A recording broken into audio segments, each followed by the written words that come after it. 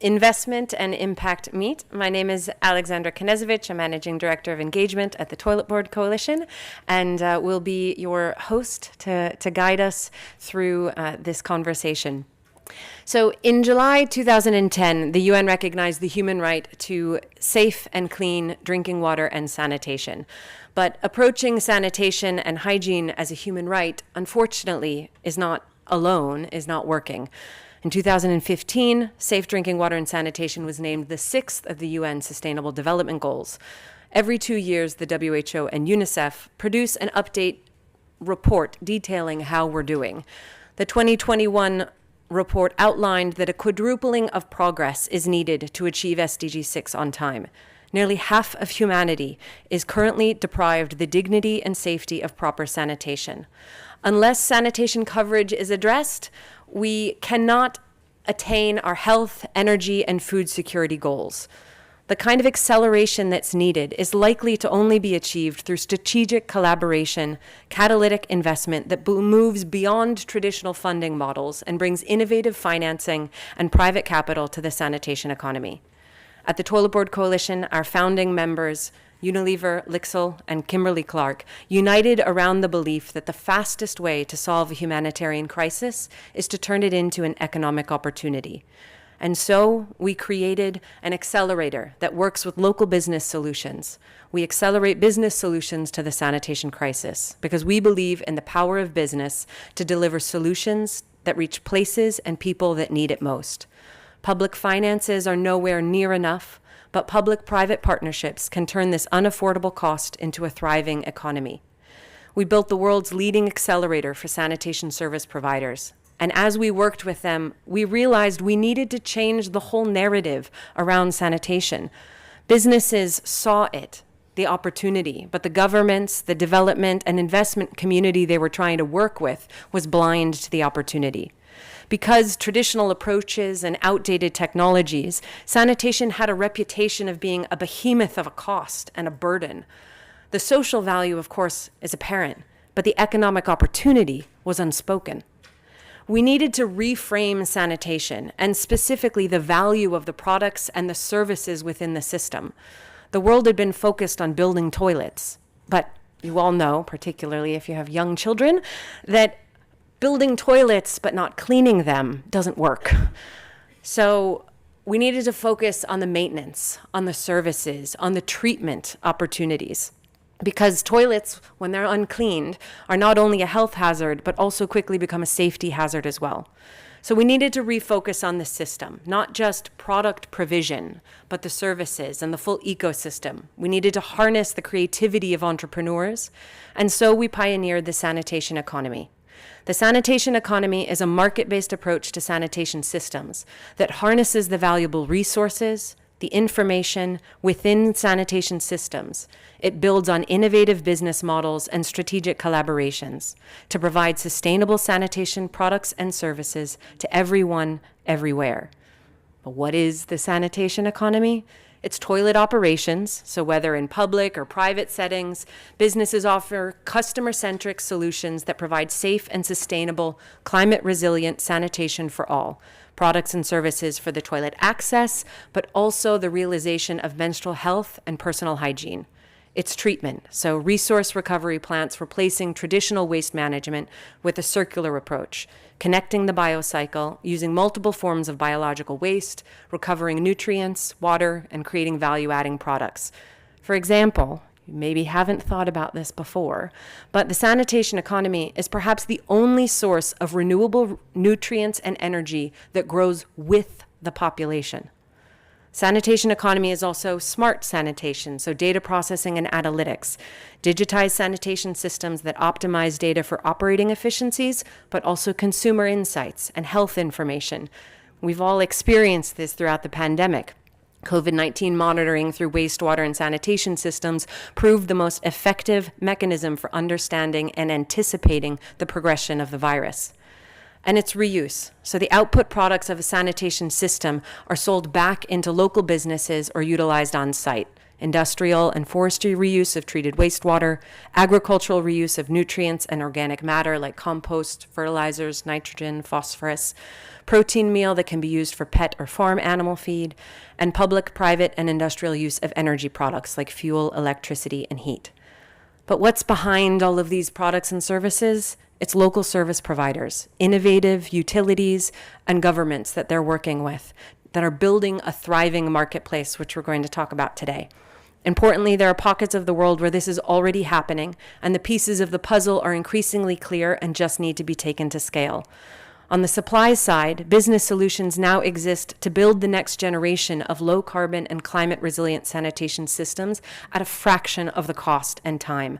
On the demand side, huge billion-dollar market opportunities exist across multiple geographies in emerging markets. We believe getting a problem solved fast requires the joint energy of the public and private sectors, complementary partners.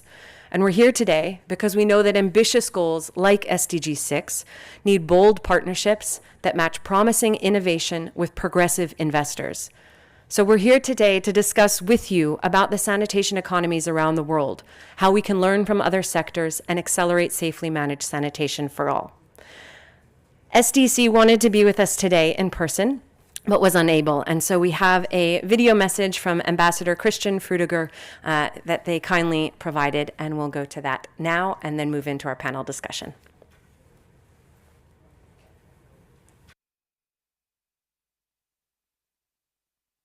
I have been working in the development and humanitarian field for more than 3 decades, and I'm shocked to see that still billions of people lack access to basic hygiene services. Not to mention the millions of women and girls who do not have access to affordable menstrual health products. We know how fundamental water, sanitation, and hygiene is to health and well-being, but also how important it is to education, social and economic development, as well as climate resilience. Therefore, WASH should be a priority for governments and an area of interest for investment, employment, and business incubation. Access to water and sanitation in developing countries has been a priority of the SDC since its inception in the 1960s.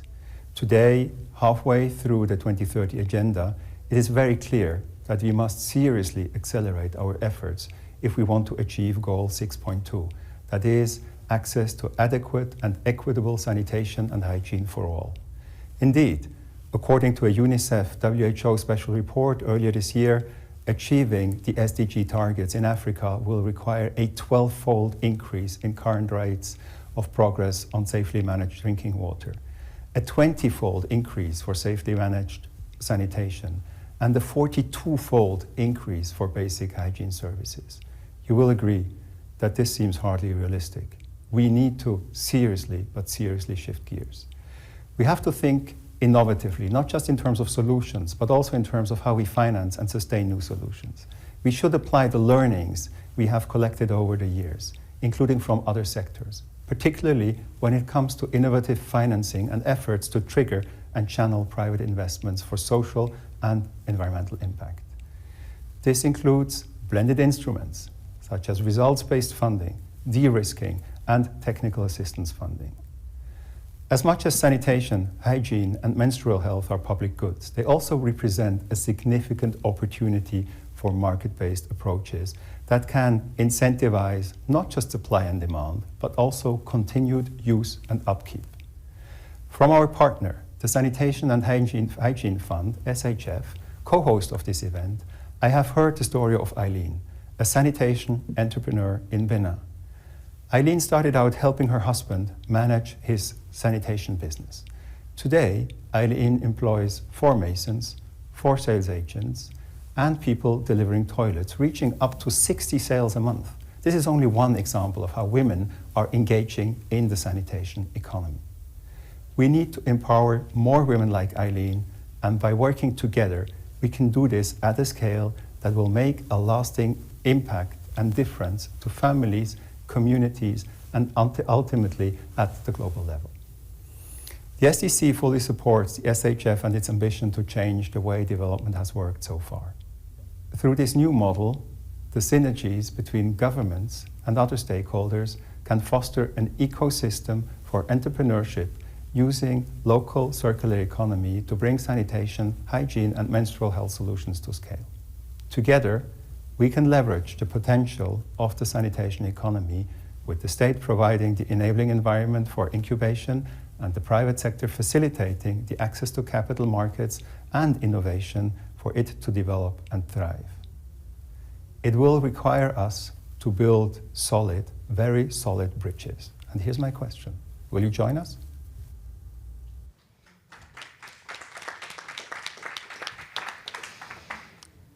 Excellent, thank you. So we'll now move into some opening statements from our panel, and I'll introduce you to them each in just a moment. We have a hybrid situation today, as I'm sure we're all used to at this point. But the conversation will detail examples of the roles sanitation businesses, civil society, governments, and investors can each play in fostering investable opportunities that accelerate progress to SDG 6, achieving access to adequate and equitable sanitation and hygiene for all, with a focus on women and girls. So we have with us today Jennifer Blanque, who is an economic development and development finance expert who serves as non-executive board member in not-for-profit development-focused entities. She's former vice president for Agriculture, Human and Social Development of the African Development Bank Group, as well as former chief economist at the World Economic Forum, and she is currently also on the Sanitation and Hygiene Fund board. And we have online Ishpreet Singh, who is marketing and business professional with over 14 years of experience, currently working as the global brand director for Domestos at Unilever. He's managed business and brand across regions and globally for Unilever. Ishpreet is passionate about creating sustainable business and brand solutions that create impact for larger society. He is also the current chair of the Toilet Board Coalition. And we have Dominique O'Neill with us in the room, who is the executive director of the new Sanitation and Hygiene Fund. He previously was a British senior civil servant at DFID, leading their bilateral programs in Nepal, Sierra Leone, Iraq, and Yemen. He was also the UK government executive director to the African Development Bank. And before taking up his current role at the Sanitation and Hygiene Fund, was the global COO of the Worldwide Fund for Nature. And we also are joined by Nandita Kotwal. Nandita is driving the expansion of Sanivation's waste-to-value innovation and sanitation business in Kenya and the Africa region. Previously, she supported sanitation investments in over 30 countries under the Citywide Inclusive Sanitation Initiative at the World Bank's Water Practice in Washington, D.C., and has worked with UN Women and nonprofits globally. So, with the right to new finance and investment, national sanitation economies can unlock local markets. And that's what we're here to talk about today. How can we harness the market dynamics and drive vital progress on SDG 6 and other related goals like health, education, gender, economic growth? So Jennifer, I'll turn to you first for an initial question, and we'll do a round of initial questions to each of our panelists and then open up for a very vibrant and dynamic discussion, which I look to each of you to help facilitate and bring questions. So please do note ideas of questions as we progress. Jennifer, you bring a rich and varied background from the World Economic Forum and the African Development Bank, and really a quite diverse set of engagements. The need for a radical new approach to viewing and funding sanitation and hygiene and menstrual health is clear. Based on learnings from other sectors, how do you see that we can accomplish this? What can we learn? Thanks a lot, Alex. Okay, it's working. That's good. So I guess my job here is to step back for a moment and think about some other sectors that have been discussed, I think, quite a lot over the last few days here. And if you think about sanitation and hygiene, which is still neglected, but we're not going to make sure that doesn't last for much longer. I think it's particularly instructive to look at agriculture, sort of food systems, as well as energy. Energy is probably the most obvious one, but I also want to talk a little bit about agriculture because I think there's some really interesting lessons there as well. And I think it's important to sort of think about two ways, and Alex, you talked about this a little bit in your intro, in terms of sort of large-scale infrastructure projects that involve utilities, or at least the government in large measure, or these off-grid or more decentralized efforts, because I think these two sectors are quite interesting in both cases, and it's interesting to look at how. If you first sort of think about the big projects, the sort of the utility-based. If you think about energy, this is probably the most obvious example where it costs a lot to set up a grid and to set up that sort of centralized effort. And a lot of investment is needed, often from the private sector or at least quasi-private sector entities. So, way back in the day, they figured out that they have to do things like set up purchase power agreements, in PPAs, in order to guarantee, if that sort of sunk cost will be made, that the government or the utility will buy back a certain amount of power, over a certain amount of time at, more or less agreed prices. So, that's pretty obvious if you then sort of step back and think about, okay, here, if we're talking about water and sanitation, we're talking about more the big water projects. If we're talking about sort of big sanitation, wastewater projects, where you do have to have sort of a centralized effort, and you do require some big investment. And so if you think about how, sort of the PPA example is helpful here, it's again in saying, okay, do the big investment, but it's our role as the government to come in and say, we will ensure that either we buy a certain amount of water or we'll off-take a certain amount of wastewater. And again, Alex, as you were mentioning, there's so many other exciting things that you can build on top of this. So, if it is sort of, solid waste management, which, basically the government can agree that they will handle or offtake a certain amount of that as well. And then it gets even more exciting when you talk about the circular economy, which is really about saying, okay, now let's turn this into like useful products, whether it's fertilizer or it's energy, and so on and so forth. So I think really exciting in that way. If you think about agriculture, again, people tend not to think about it, but if you look at some of the work that's done at the African Development Bank and in other places, for example, they are trying to encourage, sort of food companies to locate themselves in rural areas. There's a lot of reasons for that in terms of, lowering food waste, et cetera, we don't have to get into here, but, and also to create jobs in rural areas. But what does it require? Again, it requires the government to come in, or sometimes supported by development finance, to say, okay, well, we'll build the basic infrastructure that you need to get out there. And that's the obvious ones like roads, energy, water and sanitation and things like that, but also education and skilling, because you need to be able to train people out there. And so I think all of these things that you don't necessarily always think about are very important. Now, of course, if you think again about, water and sanitation, you can imagine, a similar need, whether it's in rural or urban areas, where if you're going to, make an investment in water and sanitation or, sanitation and hygiene, you need to know that all the stuff that you need to make that work is already kind of in place, and that'll make it more attractive. So now just shifting gears and thinking a little bit more about the smaller types of schemes. I wouldn't even say smaller, but distributed. So here, the obvious example is off-grid solar, something like that, right? Where you've had really exciting things happening, where you basically provide to households off-grid, kind of kits or whatever, and that needs to be again funded. And sometimes the funding, whether it's subsidies or whatever, will go to the families, the households, and they might buy it over time. Which, by the way, gets a lot of really interesting information for the companies that can be useful for other things, but also to the sort of small entrepreneurs who are setting this up. And so I think this can be really exciting. And if you think about this as an off-grid sanitation solution, I'm not an expert in this field. I'm really excited to hear more about some of the things that are going on. Again, a really obvious example of where you can provide funding for entrepreneurs with exciting new ideas to come up with things that also require a lot of upkeep. And by the way, that means jobs. So we heard about Eileen from Benin. How exciting is that? She is employing at least 10 people, from what I heard, in terms of masons, sales, and these are good jobs. And what does that mean? That means that those people afterwards can afford to pay for the sanitation services. So it's like and lots of other stuff. So it's a positive feedback loop. Now, just to wrap up, I think the other thing I just wanted to not stop without saying is that this is also very much in line with all of our green goals, right? I mean, it's obvious, but just to really make sure that we don't forget about that, it can help us to meet our climate or just any kind of environmental efforts. Why? Because there's really exciting new innovations in this area. They have a second mover advantage in many places, first of all, and also exciting new innovations, whether it's things like, low water use or zero water use toilets, or reusable and recyclable, menstrual hygiene products.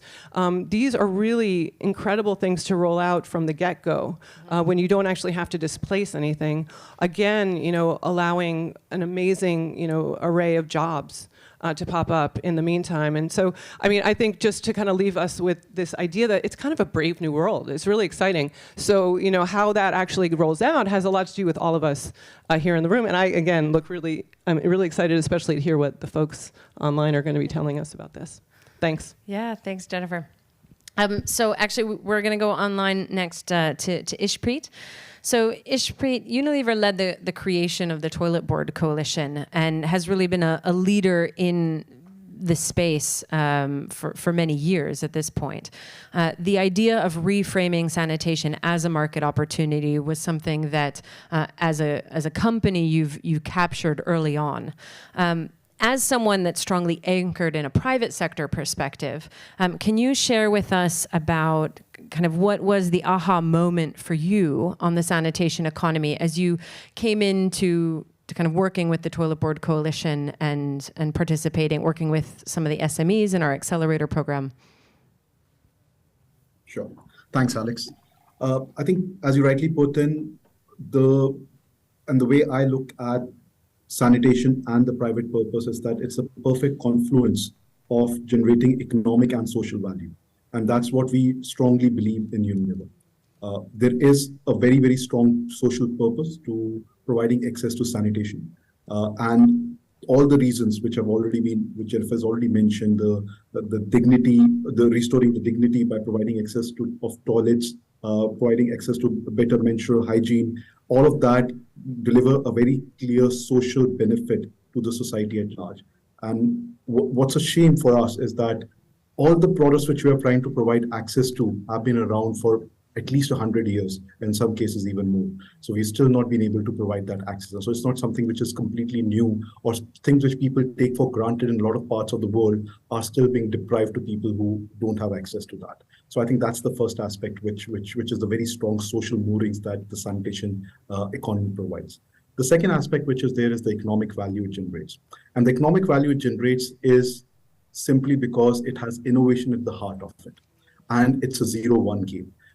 There is infinite economic value that is generated when you give access to someone who doesn't have an access to that particular need before. So you are creating infinite. So a person who starts getting access to a toilet or a menstrual hygiene product, when they had nothing before, you're creating an infinite economic value because there is no substitute for that existed before that, and that translates into a multi-billion-dollar opportunity. The second aspect, which is very, very central to the sanitation economy, and which is what has enchanted me the most, is that innovation is at the heart of it. Unilever might be a big company when it comes to consumer goods at it. It has no chance of succeeding in building a sanitation or a toilet cleaning business in the next billion or 2 billion people unless we rethink how we design our products to suit the toilets which would be designed to serve the needs of the bottom of the pyramid. And that's at the very heart of it. The first time this penny drop happened to me is through TBC. When back in 2016, one of the first conventions that we had was basically getting entrepreneurs who are working on the sanitation economy at different parts of the world come together in the same room. I know that when we think of innovation, we think of cool things like AI and metaverse. But the innovation which was at the heart at that point in time were trying to think what solutions would work best for consumers in rural parts of Africa and rural parts of India, and designing products and services basis that was a real entrepreneurial and innovation spirit at the heart of the sanitation economy. And that for me was a very, very clear penny drop moment. And that has influenced a lot of thinking that Unilever and the brand that I work on, Domestos, also has in terms of designing for the next 2 billion consumers that we would want to to provide access to our cleaning products with. So I think that's very, very critical to this. The last bit is that why this is an always evolving space is again on two dimensions. One, sanitation as a problem needs local intervention. It cannot be something which can be done through a command control structure, because the nature of product and services required are very, very different in different parts of the world. As rightly being pointed out, it depends on whether you have access to water. Clearly, most all the people who will get access to toilets in the next couple of billion people who will get access to toilet will not have dedicated sewage lines available. So you will need toilets that are designed that work with self-decomposition and not create a huge amount of waste management in that. And all of that requires a very, very local, nuanced approach, both from building the access and then from an operation and maintenance lens point of view. The second thing which is there, which will make this always thriving, is a very classical market development model that will always be there in sanitation. If you look at how the toilets of the future are going to look in the Western world, you can look at how you have a really highly automized toilets which are now already present in, say, Japan and all, with really cool, funky features and all, which allow you to control the water usage and still have a much more ecologically balanced aspect of it. Similarly, the kind of toilets that the sanitation economy aspect that is working in India now, that the first wave of toilets were constructed between 2014 to 2019 under the Clean India mission. Now the real economic value opportunity is on making sure that there is maintenance of that done. So because you have close to 100 million plus toilets, 110 million plus toilets which are constructed, how do you make sure that they stay in use and do not fall out of use, and we provide proper operation maintenance. So there is no loss of those toilets that were constructed and infrastructure. Similarly, the parts of Africa which haven't seen that kind of an excess build as yet, over there the big economic value will come from the fact that you will be constructing toilets for a billion people in the next 10 years, hopefully, if not earlier. And that would be a huge infrastructure investment that will go in. So at each part of the spectrum, you will have some development happening. And obviously the maximum value creation will happen at the bottom of the pyramid, which makes it even more interesting and very different from how we normally look at how economic models operate, where you are always looking at top of the pyramid and more upgradation. But sanitation economy is the real 0 to 1 infinite economic opportunity for us to take forward. Thank you, Ishpreet. I think absolutely. I mean, it's the innovation that is one of the best parts of our jobs, absolutely, and connecting with the entrepreneurs and with their teams, which we're going to do in just a minute with Nandita. But first, Ishpreet, you've spoken about really that innovation from a product side and the technology, and absolutely, this is rampant amongst our network and those the businesses that we're working with. We're also seeing incredible innovation around the business models themselves of the service delivery. So it's not just about a toilet. It becomes about how do you build, you spoke, Ishpreet, about the foundational nature of sanitation in itself. You can build other products and services on top of that customer relationship. It's one of the only businesses in the world where you're interacting with your customer on a daily basis. And that makes it something that's incredibly resilient and to recession or other global factors, and it's an incredible opportunity also from a market-based approach to look at how you can build a model that offers more products and services through that in a really efficient way. Dominique, we're going to come to you next, and you instantly really grasped the sanitation economy and the approach, and to the Toilet Board Coalition's great pleasure, say that it is sometimes touted as the exit strategy of the Sanitation and Hygiene Fund. And this, it's wonderful how much of a champion you just grasped the idea. So I'm really interested if you can share with us to kick this off, kind of how you see the innovation of the model of this approach. So really working with specifically the need for the public-private partnerships and that catalytic financing. From your background and perspective, coming out from outside of sanitation, how do you see the innovation of this model overall? Thanks a lot, and thanks for everybody for joining, and online as well. I actually started my career in sanitation, funnily enough, as an environmental health officer in Namibia, building cooperatives. That's a little known secret, but it's not a secret anymore. But Alex as well, if I can just, we've been through the week, and I just wanted to start with a few observations which tie into your question, because it really goes to the core of the SHF business model, the Sanitation Hygiene Fund. So what struck me throughout the week is that, the event is called Building Bridges, which is a good start. I think the next one should be called Crossing Bridges, because we can see each end of the bridge, but I don't think we're making enough progress to cross it. So from the investor's perspective, I still see a divide between the ambition, the narrative, and the reality. And that, I would argue, is for a number of reasons. One is the familiarity with the sectors, the geographies, the issues we're working with. The other one is risk appetite, and matching those to the reality on the ground. But what we heard consistently as we were designing our strategy was the lack of investable opportunities, especially in the wash sector. And that ultimately is holding back the ability to do anything at scale. There's been a lot of work done in the sanitation hygiene space over the last 20 years, but it hasn't delivered the sustainability and the ability to go to scale. So that's what we took on as a challenge. So either we need a bigger bridge or we need to be crossing the bridge in future sessions. But I'd argue that the SHF is a direct response to this. It helps take investors across the bridge. And actually, Jennifer's described the journey that energy went through.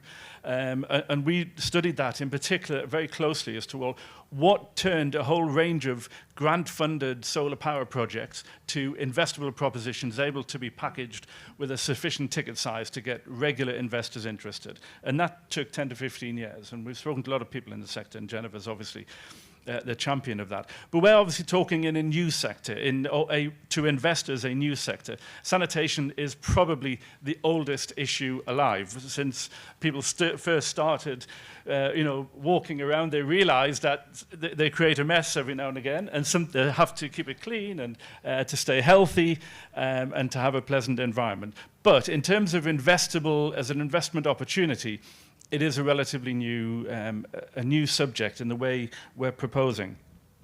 So that's just a reflection on the week. Also, the context that we're working in is, first of all, that development, the traditional development that certainly I went through my career in DFID at the UK Department for International Development. That's coming to a close. That is now, we can see the end game for that, for two reasons. One, our country partners, they want a different approach. They don't want top-down, external-led development anymore. And they want to see national priorities, national institutions, creating and building local SMEs, local jobs. And secondly, with the decline in odour, which again will take some time, we have a responsibility to make the absolute best use we can and get the best value for money to be catalytic, so that in this intervening period, that we do build our capability as development partners to engage with investors to unlock the billions and trillions tied up in private capital. And I've seen the start of that throughout the course of the week, but it really is just a start, and there's a lot of learning on both sides. Coming to our specific issue, which is captured under SDG 6, sanitation, this SDG 6 is off track. SDG 6.2, the particular bit for sanitation and menstrual health, is way off track. And menstrual health is not even being discussed anywhere, and I'll come back to that. So we have, that's a context we're working in. The development scene is changing. Country partners, they want to take the lead, they don't want to be dictated to. And with a declining odour that's available, we have to make the most use of it to learn what we can. And so this is where the sanitation economy immediately struck a chord with us. And you're not allowed to answer the questions, neither are you. But does anybody know how much the sanitation economy in Kenya is worth? Nandita, you're not allowed to answer either. Does anybody want to take a guess at how much the sanitation economy, what's the economic value of it as of today? No? Okay. $3 billion today, with the potential to rise to $6 billion with the right investment and support by the end of the decade. I guess you won't know Nigeria's either, so I'll tell you. In Nigeria, it's a $15 billion economy today. Very fragmented, very informal. People are paying out of pocket for sanitation services. It is not an investable sector yet because it's impossible for investors to see, well, where do we engage, what's happening? But that's what we valued as the economy, with a potential to grow to 30 billion by the end of the decade. Now, these are the figures that when we go and talk to ministers, our partners in country, these are the figures we refer to. We know there's the social impact. We know the gender impact of good sanitation and hygiene and menstrual health. But people haven't been familiar and understood the economic impact, and not just the economic loss from not having it, but the economic opportunity in terms of creating jobs, creating SMEs, and as Ishpreet said, creating local opportunities for investment, locally financed. Anybody want to have a stab at the Indian sanitation economy and how much that's worth as of today? No? Okay, it's $63 billion today. And there you've had very strong government leadership with the private sector. They still have a long way to go, but there's been a rapid evolution and development in the provision of sanitation. So for too long, sanitation has been seen as a public activity, often led by local governments.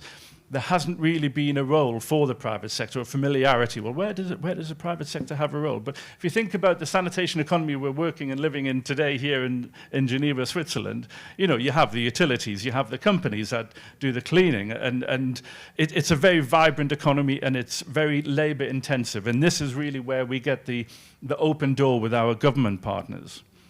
So what's our plan? Our plan is to catalyze these sanitation economies so that they can become investable. So we work with government partners, with governments, with the ministries of finance, ministries of trade and industry, as well as the more traditional partners of health, water, and the environment. And we work with them so they can understand the value and the potential and the blockages in the growth and evolution of the sanitation economy.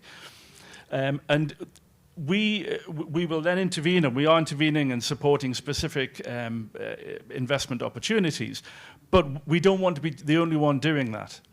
What we want to catalyze, and this is why the partnership with TBC is so important, we want a systemic change in how investors view the opportunity in sanitation and hygiene.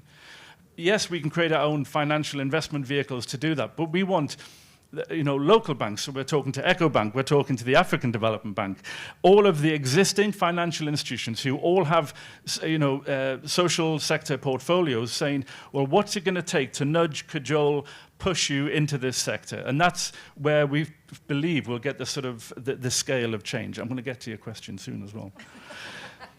I've got a list of 5 things in response to your question. You're only meant to have 3, but give me the 5. Collaboration. We need collaboration and understanding. TBC has a lot of the big major corporate private sector players supporting it. We bring the UN as a UN organization, but the most valuable and important actor there are the local governments, local private sector in the countries we work in. We need to work out how to collaborate. We're also reaching out to partners who really weren't expecting a call from the Sanitation and Hygiene Fund. So we're speaking to impact investors. We're speaking to one at the moment in Asia who has a very good incubation accelerator model, saying, well, we'd love to have our own, but you have one. What will it take to nudge you to come and look in particular at the opportunities, the investment opportunities in menstrual health? So we don't want to replicate, we want to collaborate. We need to work on the enabling environment to develop a conducive entry point, a conducive ecosystem for the private sector to engage. That means, and again, this happened on energy. You described some of the steps that have to be taken. And that's a good role for government, not necessarily the service provision role. We need to think at scale. Too much of what we talk about is project-based or country-based. As you know, in off-grid energy and in other sectors, in terms of getting that scale of investment, we need the economies of scale. So we're talking about and designing and thinking about, well, what does a sanitation bond look like? And we're looking at how that can be done alongside or embedded in African sovereign bonds, for example. What does a menstrual health bond look like? What will it take to put those opportunities into a sufficient package that is going to excite and interest impact investors at a sufficient scale? We need the clarity of opportunity. By that, I mean we need clear investment opportunities that people can recognize. We're not suggesting the sanitation economy is a hidden telecoms sector that we've just discovered that's going to give you, high percentage returns. What we're saying is it's a critical social sector. You described the resilience built in because it's generally a local sector, but if we can achieve the scale, and we do believe you can get at least returns that will make it worth, it has to make it worth investors' while. And we are talking, I can't say more, but we are talking to an impact investor who has institutional investors behind them interested in a sanitation fund. So this is a sort of, crossing that bridge, bringing along our partners. In terms of what we can do and what any development actor can do who's fortunate to have ODA, and we're very fortunate to have great support from the Swiss government and the Dutch government and others, we need to de-risk. We need to use the ODA, the grant financing that we have, as smartly as we can to de-risk and to bring others in. Again, we're not going to do this alone, but we want to bring about the systemic change. And there's a lot of people who have ODA who are also trying to de-risk. And we believe that we can encourage them into this sector. The final sort of element of that is gender lens. Everything we do has a strong gender lens. Women and girls in particular suffer most, but benefit most from good sanitation. And MHH in itself is, and I've come to learn a lot about it as I've looked at it over the last year. It's incredible the lack of thought and awareness about how to tackle this issue. There's a lot of development activities around raising social awareness. The angle, and that needs to happen, the angle we take is that it's an investment opportunity for impact investors. And our team has been here talking this week. We get a lot of really good interest because it's a global issue affecting half of the population. And on one hand, it just requires a massive investment of capital to get the global supply chain moving, delivering quality products at an affordable price. So you'll hear more about us on that in the coming months. We're really building up to hopefully a global movement around that. I'm sure, I hope I've answered your question. But anyway, so our business model in a nutshell is engaging with the partners, valuing the sanitation economy, doing the diagnostics and working with national partners on the enabling environment, and then we flip over and become a co-investor, but only with our catalytic grant finance. We don't have the investment capability, but we're looking for partners who do have that investment capability, who are willing to come into a new exciting sector that will hopefully drive forward progress on SDG 6.2. Thank you, Dominique. Yes, you did answer it. And I really appreciate how pragmatic and quite specific the points that you've hit are. We clearly see how SHF is not only building the bridge, but crossing it and where you can meet with the others that are coming from the other side. So Nandita, we'll come to you, which is again, a very different and valuable perspective in everything that the Toilet Board Coalition is doing. We're looking to bring together all sizes of the private sector and of businesses. And so we have Unilever, but then we also have Sanitation, which is a thriving business in Kenya. And I'll let Nandita introduce it to do it proper justice. But Sanitation graduated from our accelerator program in 2017.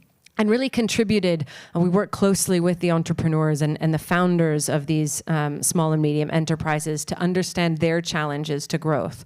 And then that informs a lot of our work and the sanitation economy itself. I remember conversations, Nandita, with your founder Andrew around the nutrients and the value and how do we get global supply chains looking to the sanitation system, and that has greatly informed our work and the framing of the sanitation economy beyond it.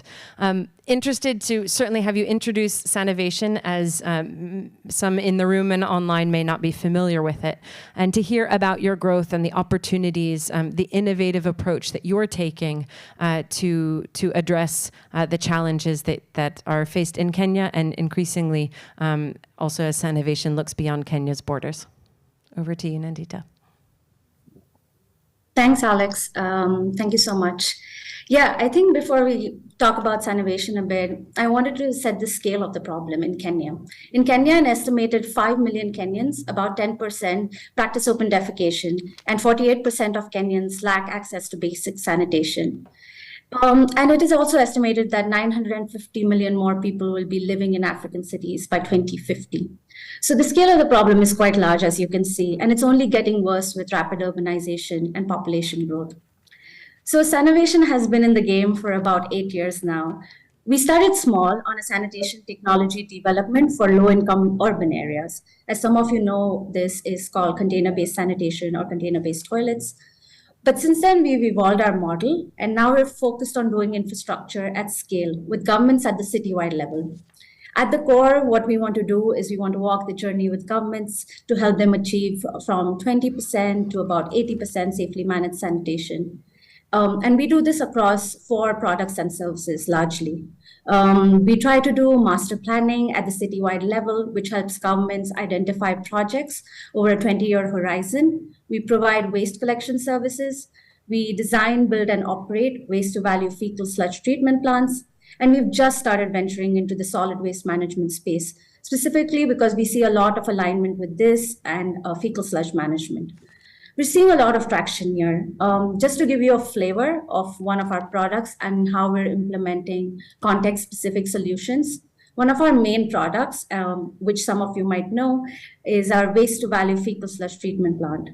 Sludge is different and cities are different, and we really need to think about a circular economy approach when we're making sure that the solutions are context-specific. So our treatment plant focuses on harnessing resources and lowering operational costs. We receive fecal sludge at our facility from either a public or a private exhauster truck and treat it. We then transform it into a biomass fuel product. We sell this reused product to industries with large boilers. We call it a super log, our biomass fuel, and it's a replacement for traditional firewood. So speaking of the green economy, we save over 135,000 trees in the process. And importantly, the sale of fuel helps us recover operational costs for running the treatment plant. There's a lot of evidence, specifically from East Africa. There was a recent study by WaterAid that treatment plants fail within the first 2 years of construction due to lack of operational costs and low capacity to run the plants. And we try to bridge this gap. We're at building bridges, so we act like a bridge. We like to think between governments and the problem. So far, we've reached over 100,000 people with safely managed sanitation, offset over 10,000 tons of carbon, and provided over 145 jobs. And I'm only speaking here about direct jobs. We are not talking about jobs in the rest of the supply chain, which Dominic was also referring to earlier. In terms of the enabling environment, it's clear that the sector is still young, but it's maturing. We need more people focused on sanitation if we're going to reach the SDGs, specifically SDG 6.2. We know it's not at a level yet, the sector specifically, where you can just plop in outside technology. It requires working with local governments and being very locally context specific. And sometimes this starts for us with building local government capacity. And to be fair, governments are concerned and looking for sustainable solutions, specifically when it comes to life cycle costs and service delivery costs.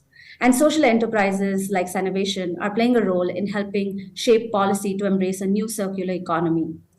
We've seen governments recognize this problem.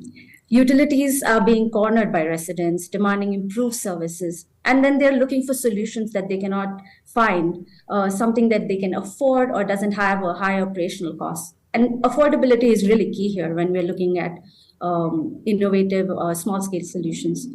We're working with them to present an alternative and achievable option. And we're seeing success across 8 cities we're operating in. In fact, the Kenya government has been using Sanivation's work as an example. And we've seen change in the national targets. So what was 80% sewerage initially, focus on the target, conventional sewers, is now 40% sewers and 40% on-site sanitation or non-sewage sanitation. We believe that in addition to the impact our services have, we are becoming real enablers of systemic change. And this is really exciting for us. Just for scale, Sanitation is in 8 cities, and we have identified over $50 million worth of projects. And we're also actively scoping regional expansion. We see a lot of alignment in the sanitation space within the region, and so we're really hoping to further the agenda there as well. And just to wrap up as closing remarks, we talked a little bit about the green economy, but the sanitation is also starting to get attention from people that care about climate change and climate financiers, and rightfully so. There's a real case here for climate adaptation, and this is quite obvious when you look at what's happening in the world. When there's flooding, and if you don't have adequate sanitation, it's both a public health hazard and an environmental hazard. There's also a case for mitigation. Sanitation accounts for about 4% of anthropogenic emissions. And as cities grow, they can make decisions that will either increase or decrease about 150,000 tons of carbon per year. And just for scale, according to our estimates, this is equivalent to about 30,000 cars off the road. So that's pretty large when you look at the green economy impact. So the potential for impact of safe sanitation on the environment and the economy, as you can see, is quite significant. And we hope social enterprises like ours can, put a dent in as Dominique mentioned, the 3 billion economy in Kenya. I'm really excited that we're having this discussion here and looking forward to any questions. Thanks, Alex. Thanks, Nandita. Excellent. Well, thank you for your opening remarks and really setting the stage for this vibrant, dynamic discussion that's coming in a moment. Everyone ready? We've heard about what we can learn from agriculture and from energy. We've heard a bit about the enabling ecosystem. I think that's something I'd like to dig into more in the event our audience is a bit timid. And absolutely the innovation, both at a product level, service, business models, the financial modeling around it, the relationships between governments and the private sector, and then the livelihoods. And this is one that it's not really forecast in our session description, but I do think this is a really interesting conversation as well, and one we're increasingly looking at and working with the government in India on right now. Stay tuned for a new publication in a few weeks with a number attached to it. But Ishpreet, maybe I can come to you first to dig into maybe a bit more about the enabling ecosystem. So I think Dominique has brought kind of that public sector perspective and investor and the bridge. But in some cases, we don't get to hear from large multinational corporates on what is the enabling ecosystem that you see. And particularly, Ishpreet, you've worked with a number of social enterprises in our accelerator program, so you also have a strong on-the-ground reality of their businesses themselves, particularly as we look at toilet access and that engagement moment with the customer. What are you seeing as some of the keys to the enabling ecosystem at that point? And then Nandita, I'm going to come to you right after on kind of the circular waste to resource approach with the same question. Sure, Alex. I think the start is always, and to be honest, my answer would be very much biased on what I saw in India, because that's the one journey I've seen the closest in that space. So in India, the fact that we had an issue with the access to sanitation, menstrual hygiene, was something which was well known and well documented in that space. The shift happened in 2014 when the government took the first initiative of accepting this as a challenge and trying to do something about it. I think that's the biggest enabler that came into that. And that suddenly opened up a wide range of opportunities from a sectoral lens point of view. The most critical thing is that for an enabling environment, and when I speak to a lot of entrepreneurs who are on the ground, it's a sector which is tightly regulated, rightly so, given that it deals with waste management, which can lead to a lot of challenges if something goes awry. But at the same point in time, as the governments start opening up by ensuring that they are working towards standardizing what is expected out of a safely managed sanitation, that suddenly opens up a lot of space for private sector entrepreneurs to step in that space. Yep. I think that is the first and fundamental aspect of sanitation economy in terms of what sets the ball rolling. An enabling environment in which the regulatory environment is conducive and not restrictive to innovation and is outcome based and not system based in that. So I think that for me was the first big reflection. The second aspect which comes in, which we are now seeing in India as we are scaling up, is the need of investment to come in to scale up, because a lot of entrepreneurs are now at proven models in terms of what they can offer to be able to solve a challenge. So simple learnings. We have entrepreneurs who started maintenance of toilets with, say, public services in public stations like railways and all in India, and now are going into waste management at large scale and space. So they need capital and they need investment, and they have proven both business worth and acumen, because they are now, in a classical definition, a small medium enterprise, and therefore they need that infusion to be able to scale up. Similarly, you are seeing innovation being done in a very, very smart way. So as the access to toilet is being provided, and I'll use this opportunity to talk about one of the firms that I'm mentoring, which is Altasoft. They were at the start, from the very start, they were at the forefront of the sanitation economic expansion that they saw, and the entrepreneur who led this saw this as a great opportunity and started providing smart toilets as solution for public conveniences. This is what is great about entrepreneur. What the person realized very soon that a lot of toilets are already constructed in public conveniences, and therefore the opportunity actually lies in converting existing toilets or conveniences into smart toilets, which can then help with the operation maintenance, reduce water usage, and ensure that the use of those conveniences continues for a long period of time. So they developed a much more easily operatable solution, almost like a software hardware combination, which can make any existing infrastructure convert into a smart toilet. And that's what they're looking for expansion from. So I think in the second phase, what becomes very important is that the companies and the organizations in private sector which have now got the experience and learning to be able to reach a certain size and scale, they get the right financial support and infusion apart from guidance to be able to scale up to the next level. So I think those are, to me, at least have been the two very critical enablers. One, enabling regulatory environment, which is not restrictive but outcome driven. And secondly, at the right time, infusion of capital and investment into proven business models that can help them scale up through the right financial instruments. It could be impact-based investment, it could be equity infusion, whatever problem that they're solving, but they would need financial investment in that. Great. Thank you, Ishpreet. And quickly then to you, Nandita.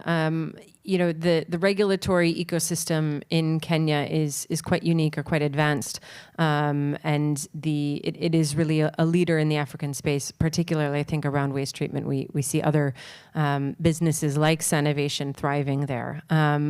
Could you share briefly just what your experience has been from within the business, and as you look to the horizon, maybe what is the next hurdles or enabling ecosystem kind of bottlenecks you'd like to see opened? Sure, thanks, Alex. I think I mentioned this a bit in my remarks is, one of the really good first clear steps that the Kenyan government has taken is making sure that sanitation is part of the national targets, not just on sewers, but also on on-site sanitation. So one thing that does is that it unlocks budgets and budget allocation, specifically within utilities and county governments, to actually carry out some of this work.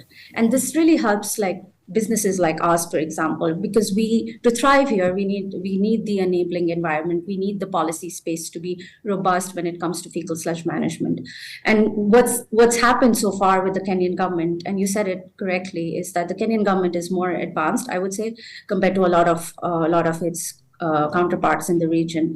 But one really great thing that's happened is that now that there's budget allocation, it means that the utilities and governments have been focusing on making sure that okay, so how do we have a waste to value approach right from the start? And a big question there is, how can we have some of these concepts within the planning phase? Because we've seen this a lot in Kenya or in the rest of the world as well. It's really nice to say that we want a sanitation economy or reuse approach, but when it comes to really getting into the nitty-gritties, oftentimes, terms of references or requests for proposals on construction contracts are written in a way where they don't have the language, or they don't have really any lines for waste to value, for example, or even looking at the fecal sludge management space. Now that there's a national regulator and sanitation, including fecal sludge management, is a mandate for these utilities, they've been including more and more language on this. And this means that we've unlocked budget for planning. We've really identified what needs to be done. Feasibility studies can now have, this sort of approach, which was previously neglected. It was only focused on conventional sewers. And then this really goes back, if I may, get into a little bit on the technical side of the sanitation part, is the sanitation value chain. Is that we look at planning, which is done really well if the government is part of it, which is it's now being. And then there's waste collection services as well. Like, even to get to a treatment plant and have a waste to be value reuse product, we need really good waste collection services. And when the government starts paying attention, which is happening now in Kenya, we have maybe a pit emptiers association, or just making sure that the waste gets to the treatment plant. And on the reuse side, you're right. We have a lot of other companies here in Kenya as well, which are focusing on reuse. And one of the other things that the government is really doing is talking to the private sector, understanding that what their challenges are. Some of the bottlenecks we've seen so far is, governments really know how to structure big sanitation projects or traditional conventional wastewater treatment plant projects or sewer treatment plant projects. But there's a little bit of a gap between knowing how to structure and finance small scale sanitation projects or small PPPs. So this is something that they're really doing good work on. And so the good news is, Sanitation and a few other organizations that are part of this conversation. And then on the last side is on the reuse side with the industries. So Sanitation sells its reuse products, the biomass fuel, to industries. And so we've seen some incentives there as well when it comes to making sure that reuse products are used. And here I think investment in green finance, this is really something that's key and can start the conversation when it comes to these industries adopting a cleaner and greener approach. And there is hope that, with all the sanitation value chain being regulated well, there's consistency in the reuse product sale as well on our side. Hope that answers your question. Yeah, thank you, Nandita. All right. Question. I'm not sure how. Excellent. Thank you. Okay, wonderful. Yes. We'll start here and then certainly. Arthur Wood. I've pestered Dominic, and I've been in the sanitation space, or very close to it, since about 2008. And I have to admit, when I come to events, I feel a bit like Banquo's ghost at Macbeth's feast. When you take a look at the challenge of SDG 6, it's $1.6 trillion. Total ODA is about $170 billion, of which water and sanitation gets 10%, of which sanitation gets about, you'll correct me, Dominic, about 2% of that, because people like standing next to guggling water as opposed to shit. And when you run those figures through and you realize that in 2018, before COVID, the SDG reports actually said sanitation was actually already going backwards. That is in the context of all the SDGs going backwards, but we like to use the word progress in our sector. So it's pretty clear that aligning finance with stability isn't really going to get us anywhere in the current paradigm. But there's a huge opportunity in sanitation, because sanitation just isn't about shit. It's about women going to work. It's about education, because 30% of kids don't drop out. It's about human rights, because of girls. Give girls best indicator of poverty, don't drop out of school because of bad sanitation. So it's a huge opportunity in terms of the total externalities, positive and negative. And those have been calculated by Guy Hutton. It's estimated they're roughly $500 billion a year. $500 billion. But apparently as a sector, we appear obsessed with trying to reinvent small-scale solutions, silo by silo, issue by issue. And the problem is that we don't collaborate and scale, because what a banker, I'm a former banker, dare I say it, what a banker likes is scale. What he wants to hear is the word 100 million. I don't know how many propositions you've heard in sanitation at 100 million, but there's probably not a lot of them in the scheme of things. So unless we actually realize that we can work as a system, either around cities, which is where 70% of humanity will be by the year 2070, and work as a system, and capture all those cash flows that Guy has calculated, and create an incentive structure that the quicker you achieve it, the higher the return for bankers. To begin to think moving beyond venture capital and blended value. Because if the blended value paradigm is that we've only got 0.5% and the SDGs alone are a problem of 8%, Yep. there's no solution. Yep. So I would urge you, you've touched on a systems approach, and I'm curious to know the panel's view on, should you perhaps be thinking about systems approaches where you're managing systemic risk and actually capturing all those cash flows, not just the silo of sanitation? Thank you. Absolutely. I mean, this is the approach, I think, from my understanding of Sanitation and Hygiene Fund, really working with national governments to look at the entire ecosystem. And I think we have, one of the things that's changed over the last 5 years is that we have the business models now that are investable on a local level. I'd like to come to you, Jennifer, with that question, actually, because how do we learn from other sectors and bring, what Arthur has put forward? How do we tackle that in sanitation, learning from energy and agriculture?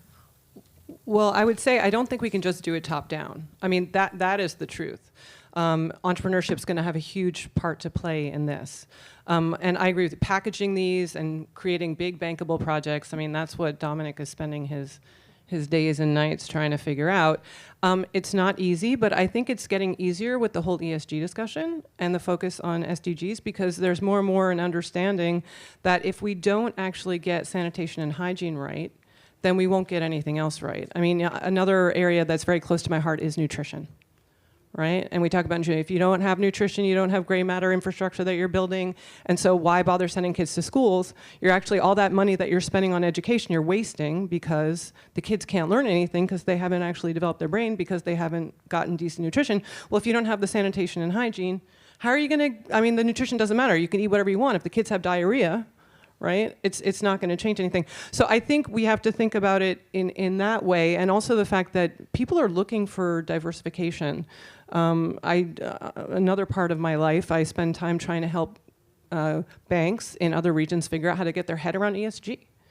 So they're looking for opportunities, and I know it's our job to kind of figure out, how to package that and how to bring it together. The other thing I would say is, and it's just kind of occurring to me as I'm thinking, as I'm listening to the conversation, is that the innovation is hugely interesting that's happening in places like India, Nigeria, et cetera, Kenya, to bring back. So, I'm sitting here thinking about mobile finance, right? Mobile banking.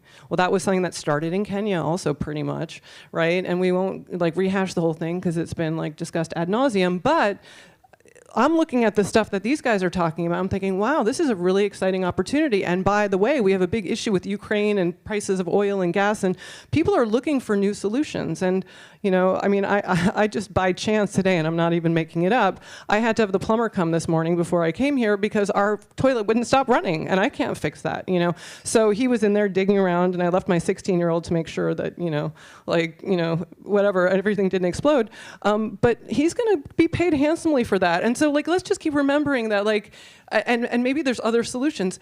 These are good jobs. This is, an attractive, I think, area for many of the new financing kind of goals, climate, investment in women's entrepreneurship. And what we have to do is figure out how to kind of stream it. But I don't think you're going to have one big answer to this. We have to have a few, and I think we have to really work on those things like the enabling environment. It's going to be exciting. Brave new world, as I said. Thanks. Yes, sir.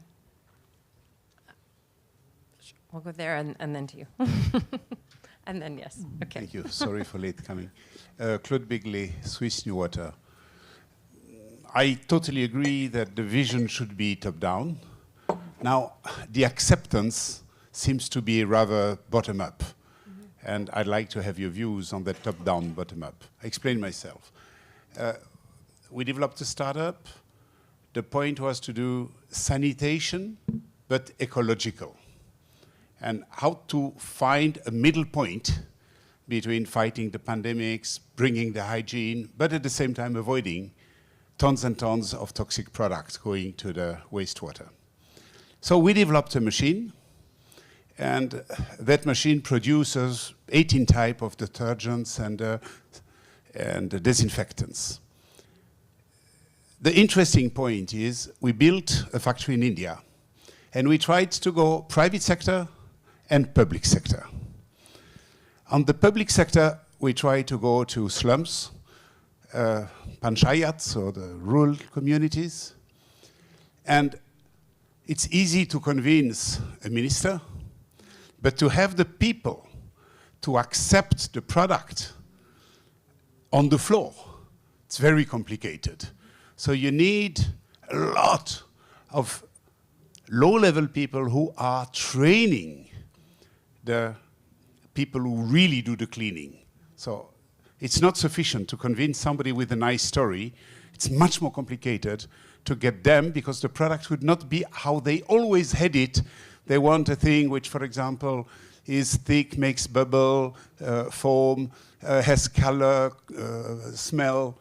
And you can do ecological things, but which don't have that characteristics. And to educate the people, bottom up, is much, much more complicated than to convince the people top down. And the other observation we had, I wanted to go much more on the public sector. And actually, most of the hits we have on the private sector, so hospitals, facility management, hotels, those big towers in Hyderabad, in Bangalore, where you have the IT people, the young guys who want to work for Google or those, they insist that it must be ecological. And therefore, the real estate developers buy the product because there is a demand, and you don't have the same demand when you go to the slum. So hence my question, yes, the vision has to be top-down, but how do you make sure that bottom-up people really take it? Sure, yeah, absolutely. I'll build, and then Ishpreet, I'm thinking to come to you with this as a heads up. Hello, my name is Ishan Kaur. I'm a student from India, and thank you very much for your question, sir. I would just like to add to that.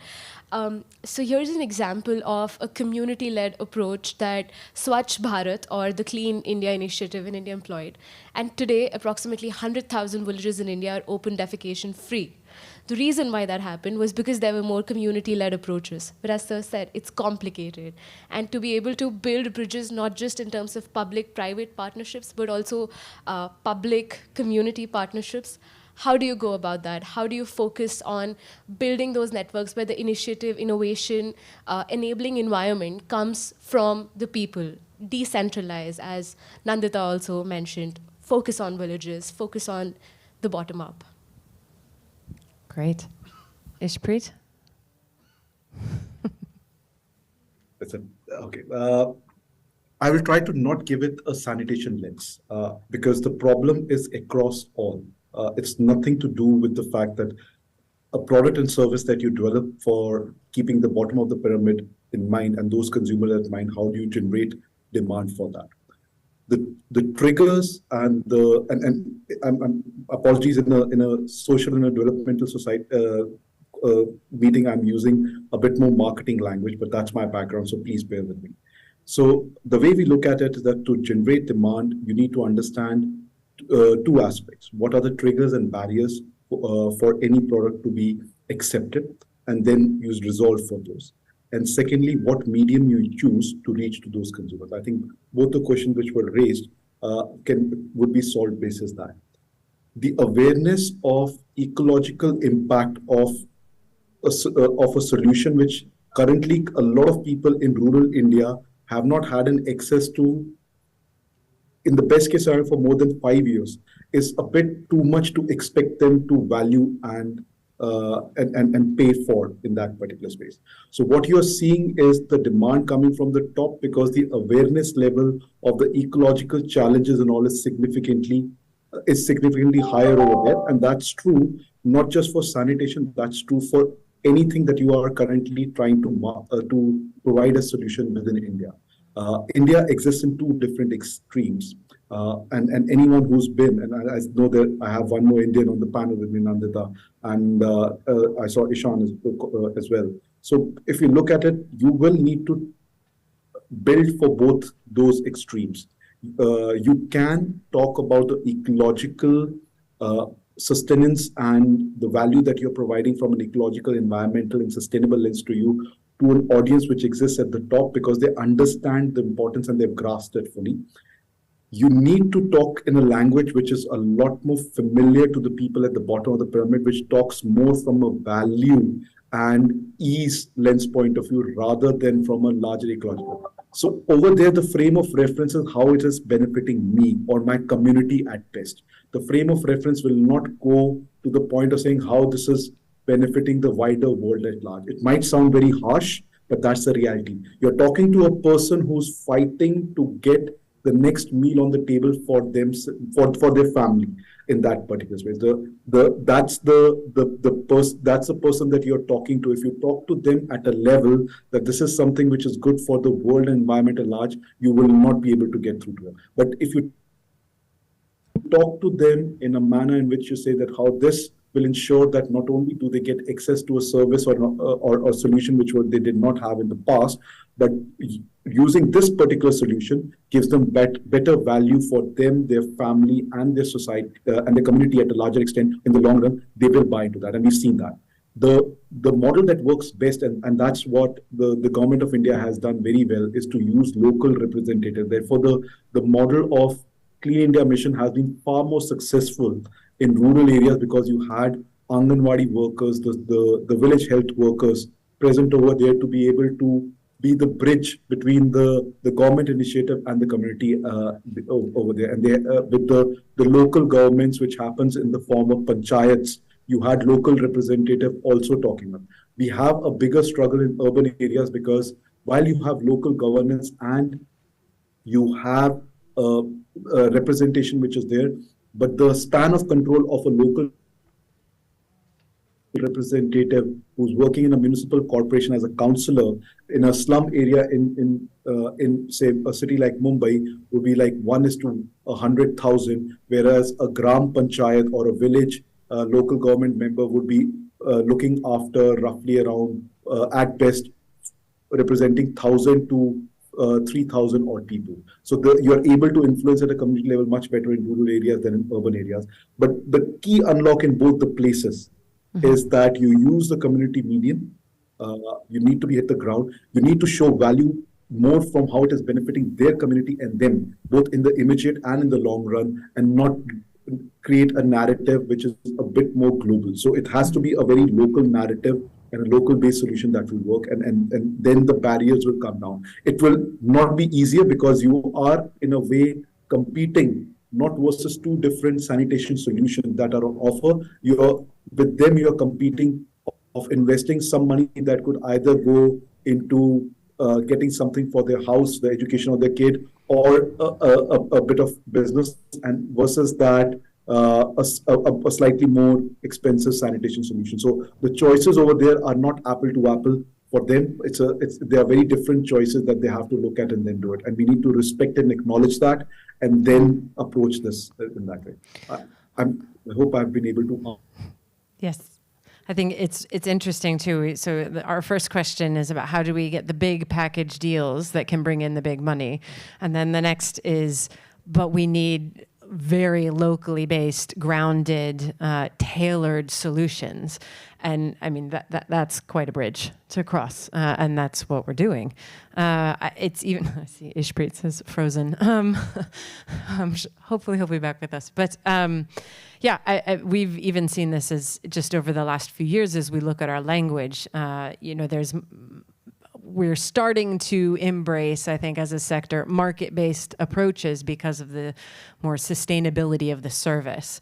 But even we're now noticing that we need to be speaking about customer-centric solutions. So it's not just market-based. You have to orient the sanitation service to the customer themselves. So you have waited very patiently. Thank you so much. And please tell us your question. No, thank you. It's been super interesting so far. So thank you so much for all your insights. I had the question about circular solutions in the sanitation space. You all mentioned the importance of circular solutions. Nandita, you must be familiar with Synergy in Nairobi. I had the chance to visit the recycling plant they have now away from the city, where they actually raise larvae, and they solve the first problem of waste management, not only sanitation, organic waste, but including sanitation.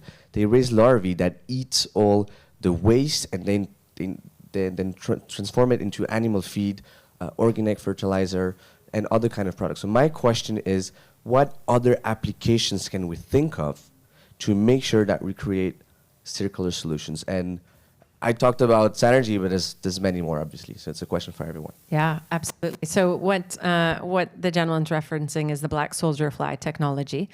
So flies eat the waste, and then their larvae is a very high value and interesting protein that we can look at for fish feed or chicken feed or things like that. So I'm not sure if there's someone that wants to take that question, but we get to see so many interesting innovations like this.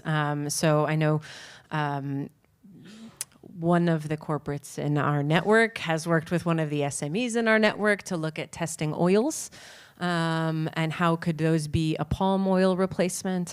I heard of an entrepreneur in West Africa that was doing car fluid. I'm not sure exactly what it was, but it's fascinating the things that can be thought of, and particularly I like your question because it's looking at the value of it. You know, when we do market estimates that Dominique was referencing, it very clearly depicts the different products and the value that they can be. And there's a gentleman from GIZ who said in an event recently, you know, when you're designing a sanitation system, you really need to start with the output product, not the sanitation technology.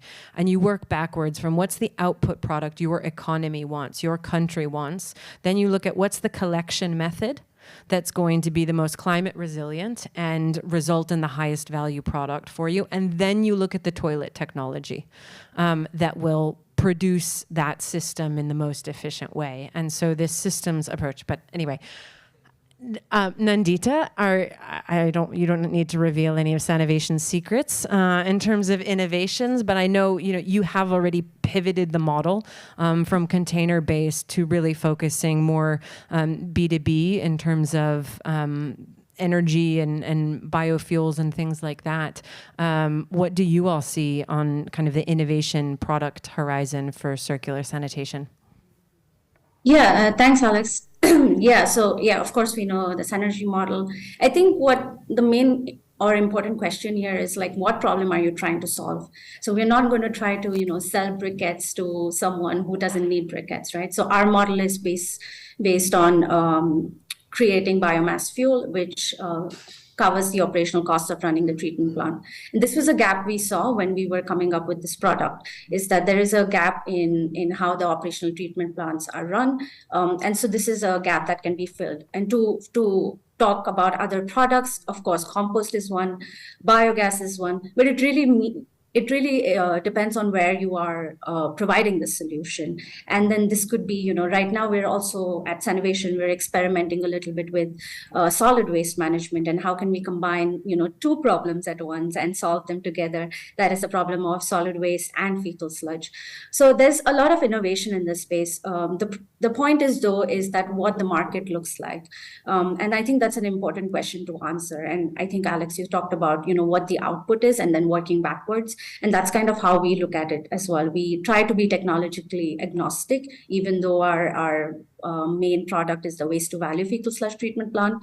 But what the value part is really dependent on what the context is. And so for somewhere where there are no industries or no biomass fuels necessary, then, and perhaps a pretty burgeoning agriculture sector, that's where you can think about compost. So really, I think like instead of focusing on specific technologies, I think we need to really start working together. And this comes back a little bit to where we are, right? Like contextually, and Ishpreet mentioned, what does the community need? And the reason we also transitioned our model from a B2C model, which was first we used to sell to households, is that it's really difficult to incentivize households to continue buying, even though there is a lot of demand. There's a lot of other factors. To Ishpreet's point, is that they're not, you're not comparing apples and apples here. You're comparing apples and oranges, and you're going to give away one service. So in terms of how we want to keep doing this, we thought like for impact at scale, it's really necessary to start selling to businesses instead of households. So that's kind of how we changed our model as well, just to put in context, but really, really focusing on what's locally needed and what's not so much on the technology here.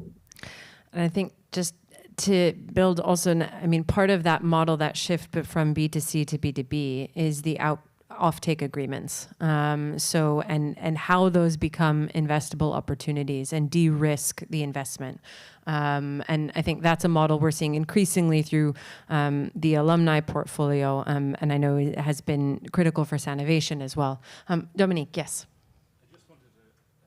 Make one reflection, because we've talked about innovation, and those three questions have each been about financial innovation, technological innovation, and the marketing innovation, none of which I can guarantee the traditional development world, which I come from, is much good at.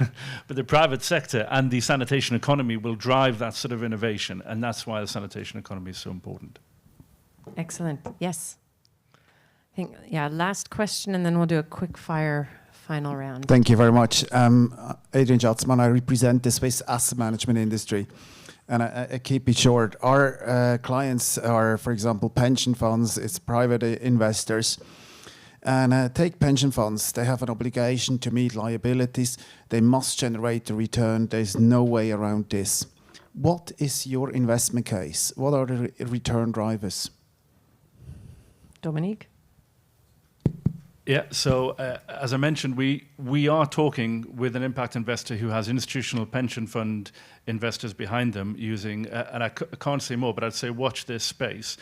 But there is a case, there is a return, there is a stream of revenue stream, is the word I'm looking for, also through microfinance institutions.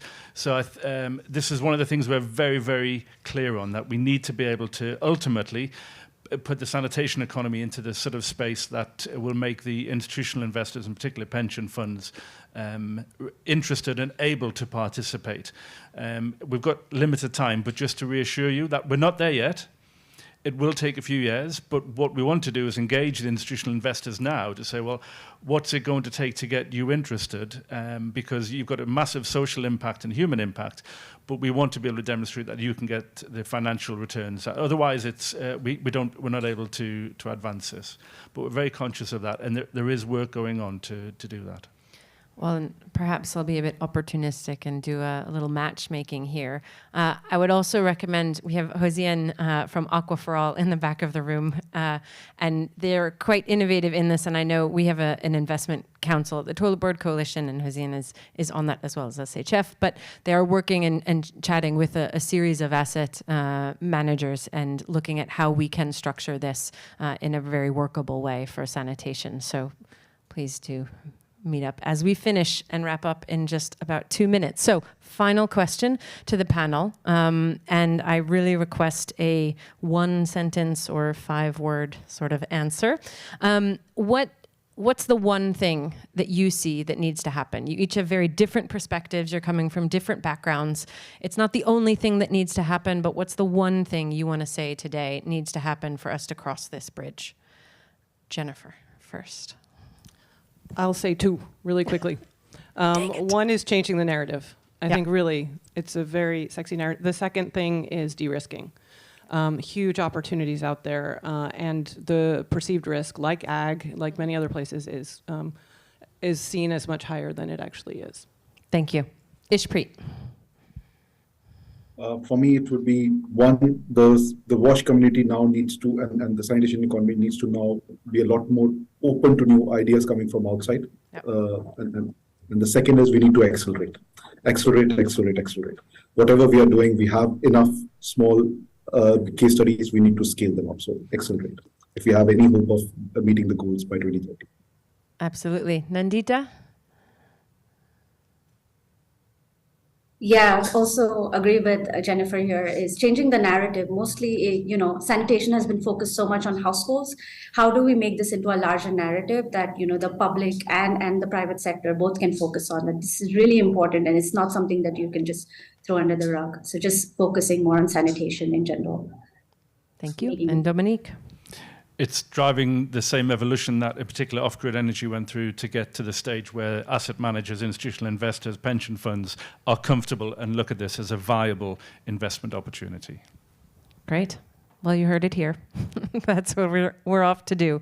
Thank you so much for your time today. Really appreciate the questions and the engagement and choosing sanitation over all the other sessions that you had on the agenda. So have a wonderful day.